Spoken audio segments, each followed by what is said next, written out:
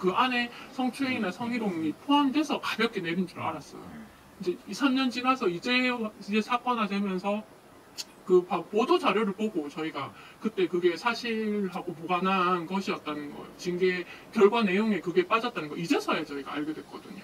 그 당시 학교 분위기 자체가 아까도 말씀드렸지만 굉장히 좀 강압적이고 무섭고 저희 항상 두려워했고, 또 교장 선생님이라는 분이 외부인이 아니라 저희의 같은 공간에서 일을 하고 있는 상사이시고 해서 저희가 그런 상사의 입장에 있는 분을 어떻게 하기가 참 고발을 하는 게 참 힘든 일이었거든요, 사실.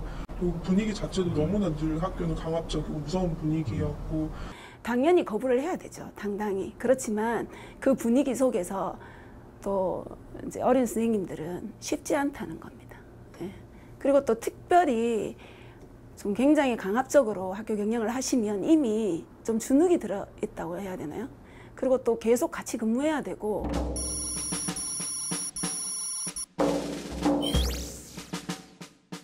교육청에서 이제 감사가 나왔을 때 충분히 교육청에서 이 문제에 대해서 심각하게 인식을 하고 조치를 취해 줄 거라고 믿고 있었어요, 선생님들도. 왜냐하면 그게 하루 이틀에 일어난 일이 아니고 그건 정말 몇 개월, 건 1년에 걸쳐서 많은 선생님들이 크게 고통받고 있었기 때문에, 그리고 그 감사 나오셨을 때 굉장히 자세하게 서술이 됐었거든요. 그건 교육청에서 분명히 의지 있게 처리해 줄 거라고 믿고 있었어요. 그 성추행 부분이 분명히 올라가 있나요? 저희한테 확인해 주실 수 있습니까, 선생님 혹시? 그거는 이제 징계 의결서는 그거는 이제 외부 유출을 할 수 없는 거고, 일단 거기에서도 징계 의결서도 여기 안에도 이제 부적절한 신체 접촉으로 돼 있고 했는데, 그걸 이제 종합적으로 징계위에 판단할 때는 그걸 이제 성추행에 관련된 건으로 보지 않았지. 주체가 그 징계위원회가 그걸 성추행 건으로 보지 않았다 이 말인가요? 교육청 자체 징계위원회가 대구시.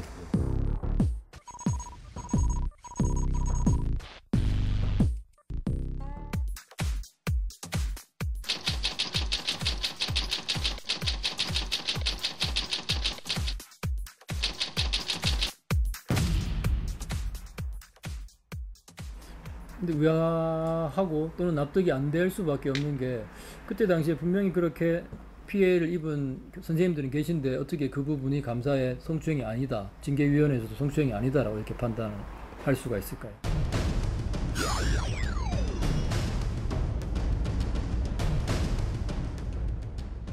그럼 그 징계위원회에서 제대로 정말 선생님들이 서술하신 자료들이 제대로 제출이 되었는지, 사실이 그대로 전달이, 선생님들의 의견은 전달되지 않고, 만약 교장 선생님께서 난 모르는 일이다, 난 잘 모른다, 나 그런 적 없다, 근데 계속 기억이 안 난다고 그 뒤로부터 얘기하니까 나는 기억이 안 난다 이렇게 얘기했다면, 징계위원회에서는 지금 이 선생님들은, 당사자들은, 피해자들은 안 계시니까 그 자료를 가지고 판단하셔야 됐을 텐데, 자료가 제대로 제출됐는데도 그게 성추행이 아니라고 했다면 그건 징계위원회 정말 책임지셔야 되죠.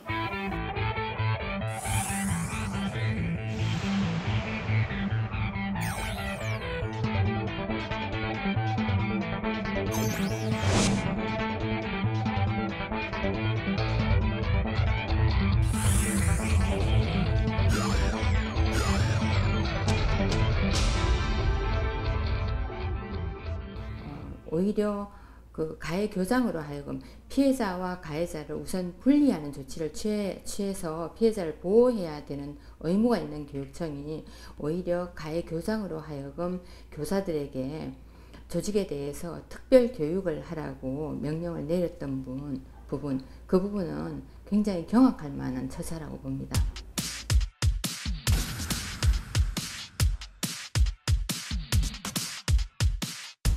우동기 교육감이 직접 KBS 본부를 찾아가서 보도본부장을 만나서 보도를 그만하고, 지금까지는 정조조가 앞에 말씀하신 것처럼 교사들은 그냥 업무가 힘들다라고 말씀했지 성추행은 없었다. 근데 정조조가 성추행을 자꾸 만들어서 사주했다, 조작이다. 그러니까 이 보도를 정정보도하라 라고 요구를 했습니다.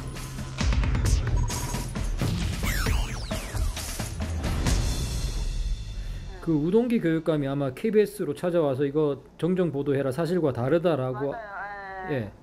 그때 그때 뭐 그랬었어요. 예. 그 기사를 쓰신 정 기자님한테도 그런 얘기를 직접 와서 하셨는 건가요? 안 그러면 저한테는 안 했고요. 예. 제 위에 있는 데스크들한테 했죠. 아, 보도국의 데스크에게.